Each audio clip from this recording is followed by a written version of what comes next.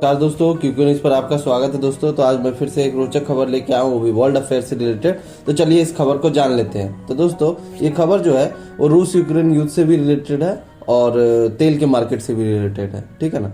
तो यूरोप और अमेरिका की बहुत ही बड़ी एक कंपनी है, न्यूज़ कंपनी है, मीडिया कंपनी है, जिसका नाम है ब्लूमबर्ग। उसने एक बहुत ही बड़ा रिपोर्ट छापा है।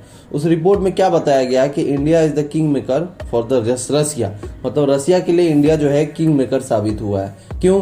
क्योंकि युद्ध से पहले जो रसिया जो है, आप समझिए कि अगर 100 बैरल तेल बेचा करता था, युद्ध के बाद वो 98 बैरल बेचता है, मतलब 2% की सिर्फ गिरावट है।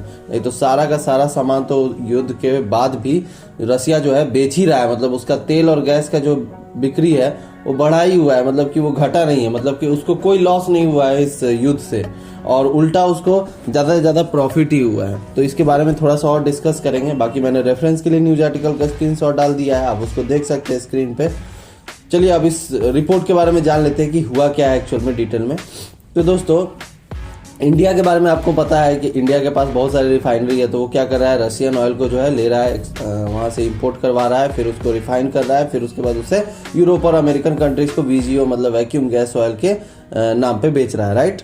लेकिन इससे पहले अगर हम लोग थोड़ा सा अगर इसके ऊपर पे अगर लाइट डालें तो क्या था कि पहले जो 50 या फिर $55 पर बैरल के हिसाब से अगर तेल बिका करता था, तो आज के डेट में वो चीज़ अगर डिस्काउंटेड प्राइस, क्योंकि रूस यूक्रेन के चक्कर में महंगाई बढ़ गई है। महंगाई बढ़ गई इसका मतलब ये नहीं है ना कि जो ज़मीन से वो लोग तेल निकाल रहे हैं वो महंगा निकलने लगा है, वो तो उसी प्राइस का है। बाकी मार्केट वैल्यू जो है वो थोड़ा सा बढ़ गया है। तो इसलिए आज के डेट में अगर 95 to $100 अगर पूरे इंटरनेशनल मार्केट का अगर उसका वैल्यू हो गया है, और उसके हिसाब से वो डिस्काउंट करके अगर $70 to $80 पर बैरल के हिसाब से अगर वो सप्लाई दे रहा है, तो इसमें उसका लॉस क्या है। उल्टा उसको $55 पर बैरल के हिसाब से पहले बेचा करता था, आज के रेट में वो $70 पर बैरल के हिसाब से बेच रहा है।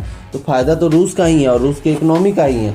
और जहाँ तक दूसरे साइड अगर देखा जाए गैस के बारे में, तो देखिए गैस का क्या है ना कि गैस के लिए यूरोपियन कंट्रीज पहले मतलब अभी बोल रही है कि हमें रूसी गैस नहीं चाहिए, लेकिन आज से 3-4 महीने पहले जब वहाँ पे युद्ध विराम मतलब कि विराम लगने वाला था इन दोनों के बीच में, कि हमारे बीच में कोई भी मार्केटिंग स्ट्रैटेजी नहीं होगी या फिर कोई भी बिजनेस नहीं होगा, कोई व्यापार नहीं होगा, उस टाइम पे यूरोप ने समझिए कि आने वाले 4 से 5 महीने के लिए जो गैस लेना चाहिए था उसको स्टोर करके और अपने भंडार में वो लोगों ने रख लिया था। अब आप एक एग्जाम्पल लीजिए कि किसी दुकानदार से अगर आप हर एक महीने का 10 रुपए का गैस ले रहे हैं या 20 रुपए का गैस ले रहे हैं, राइट। लेकिन आपने क्या किया कि उसी दुकानदार से आज अगले 5 महीने के लिए 100 रुपये दे के 5 महीने का गैस जो है ले लिया। तो इसमें दुकानदार का कोई लॉस तो नहीं है ना, अगर इथिकली देखा जाए तो उल्टा फायदा है। क्यों? क्योंकि दुकानदार को तो सारा पेमेंट पहले ही मिल गया, उसको 5 महीने तक इंतजार भी नहीं करना पड़ेगा। यही चीज हुआ है रूस के साथ। रूस को अब आज के डेट में जो है आर्थिक कमजोरी की कोई प्रॉब्लम नहीं है।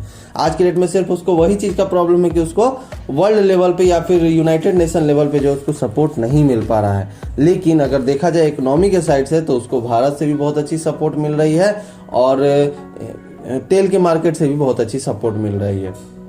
और आने वाले टाइम में क्या हो सकता है कि जो रूस ने अभी ऐलान कर दिया है कि हमारी मार्केट का वैल्यू अब हम लोग बढ़ाएंगे, मतलब कि अभी जो डिस्काउंटेड प्राइस में जो तेल दिया करते थे अब वो उसे बढ़ा के बेचेंगे, मतलब डिस्काउंट कुछ भी नहीं देने वाले हैं।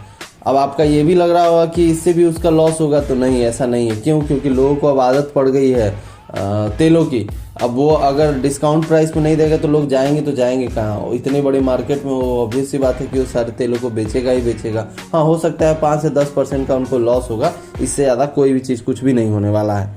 तो इस हिसाब से लेकिन इंडिया जो है पूरे रसिया की इकोनॉमी को आज के डेट में पूरा खींच रखा है। क्यों? क्योंकि हम लोग जहां भी ऑयल एक्सपोर्ट कर रहे हैं ना, वो रशियन ऑयल एक्सपोर्ट कर रहे हैं उसको रिफाइन करके।